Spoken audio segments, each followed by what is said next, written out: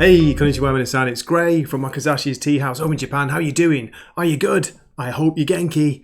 Now, I've got a surprise, another comic book review, and it's not a mainstream comic, it's an Image comic, and I tell you what, when I saw this cover, I got huge original Star Wars poster movie vibes. Can you see what I mean?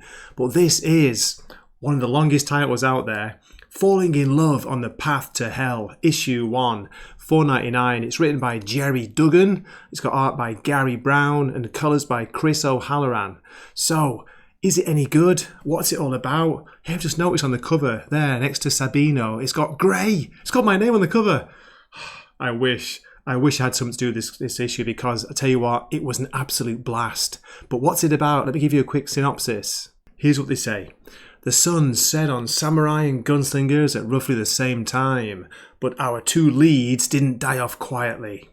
In the east, Asami, an Onamusha warrior and female samurai, she would rather die with her weapons and surrender them to a sword hunt. In the west, the gunslinger, McCraith, follows his revenge to the bitter end and pays the ultimate price. This one has it all. Action, the dead, the dying, the undead, and of course, romance. Remember romance? I do. So yeah, what's the word for this? It's a mix of genres. We've got two main protagonists, the cowboy, the western style, and the female samurai, the warrior. And I just love the way they show the different worlds. The art by Gary Brown. It's my first time to see his work, as far as I know. It's very comic book style, very kind of fluid, kinetic, lots of visual storytelling pages. At times there is some text. There's a lot of text in the beginning, but mostly it's a damn good comic book. It's a really good story and something different, something a little bit bonkers, a little bit weird. But it sets up a really intriguing looking issue too. So I won't go on too much longer here, like waffling away as usual. What I'll do is I'll give a story summary, not showing the whole book, of course, just going to show like maybe the first half of the book, some of the art, the panels I loved, and read you some of the really good writing in there. And yeah, just say and try and show you why I think this is a really good comic book and worth spending $5 on. Okay, so please keep watching. Here we go. Okay, here's how the issue begins, and there's quite a lot of text on this one opening page. In 1876, two events of significance occurred in Los Angeles. The Southern Pacific Railroad connected the city by rail to San Francisco, and the Cathedral of St. Viviana was completed. Viviana's unlikely journey to become the patroness of Los Angeles began when her tomb was found in Roman catacombs in 1853. All that is known of her comes from the inscription accompanying her bones.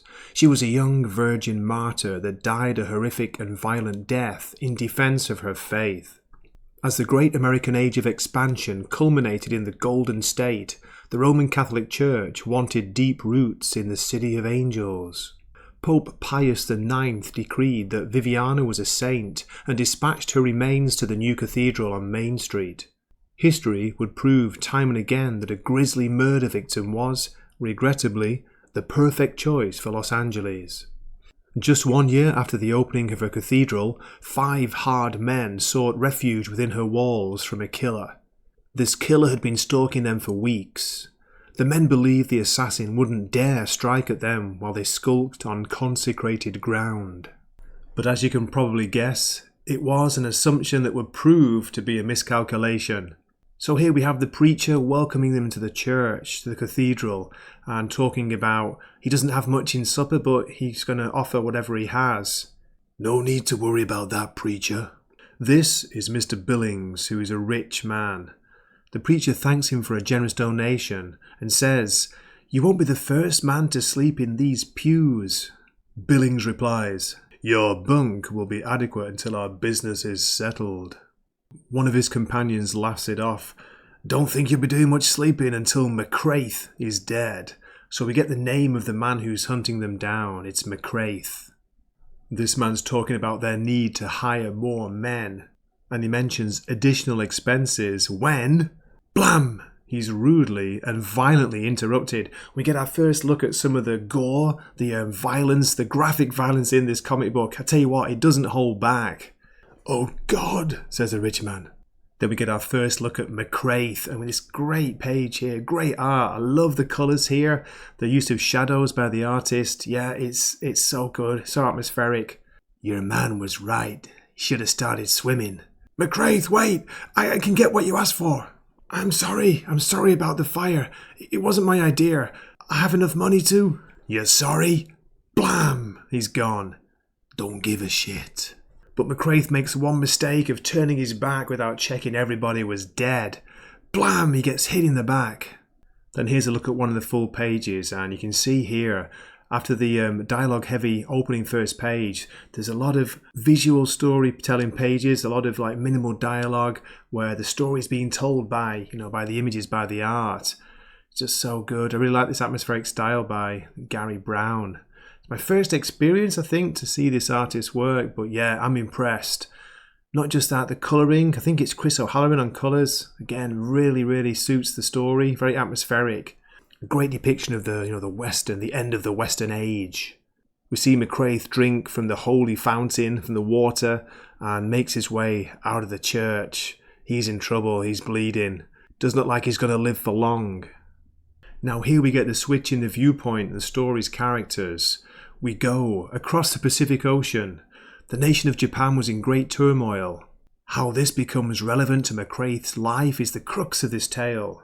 In Japan, the imperial Meiji government faced an uprising from the last of the samurais.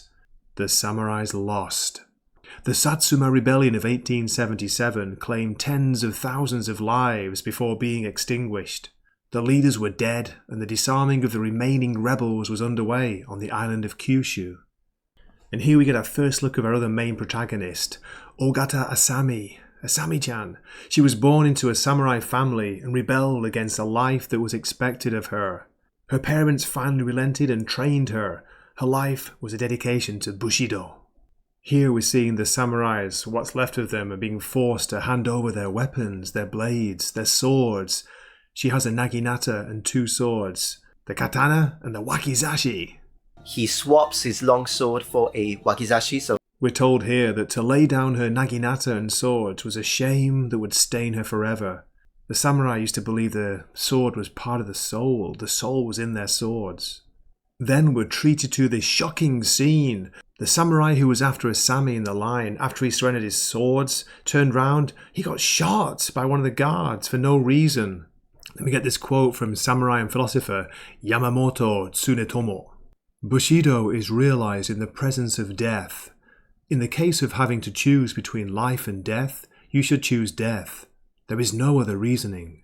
We see Asami turn round. She stomps on a naginata and it springs up into the air. She catches it, and we know exactly what's going to happen next. We've got to go full page for this. Fantastic scene. Look at it. Pure visual storytelling yet again.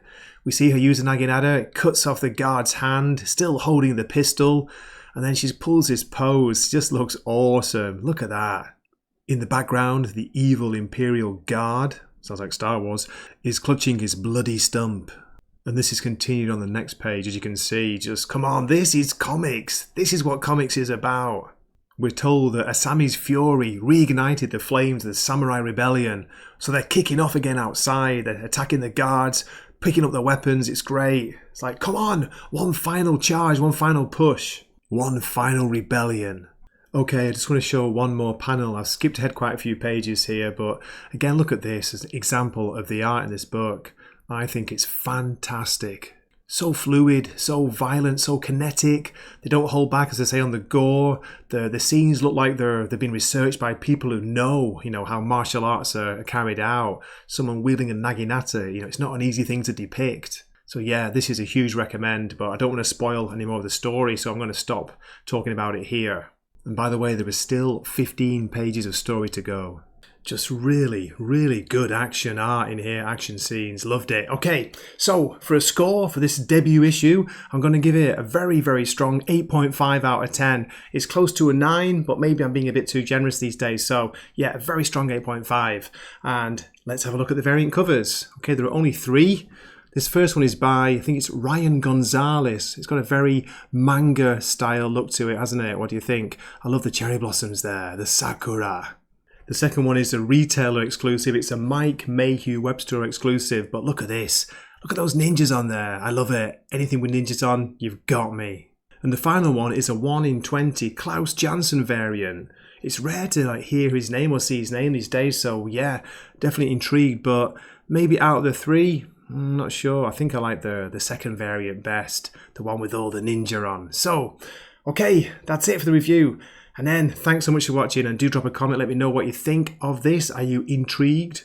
Are you going to buy it? Are you a fan of Jerry Duggan? You know, he's a bit hit and miss, but when he hits, he can really hit well. So, yeah, that's about it really, as I'm burping up my beer. Just let's say thank you for watching, and I hope to see you in a future video. This is Gray from Wakizashi's Teahouse, signing off for the night. Matane.